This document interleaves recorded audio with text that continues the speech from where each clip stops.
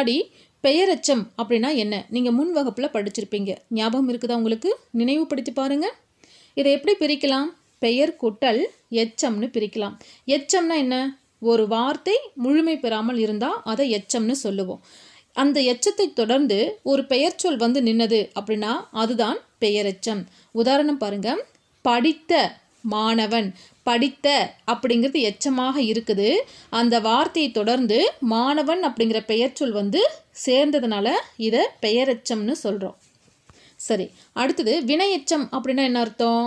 ஒரு எச்ச சொல் இருக்குது, அதை தொடர்ந்து ஒரு வினைச்சொல் வந்து சேர்ந்தது அப்படின்னா அது வினையெச்சம். உதாரணம் பாருங்க. படித்து வந்தான்.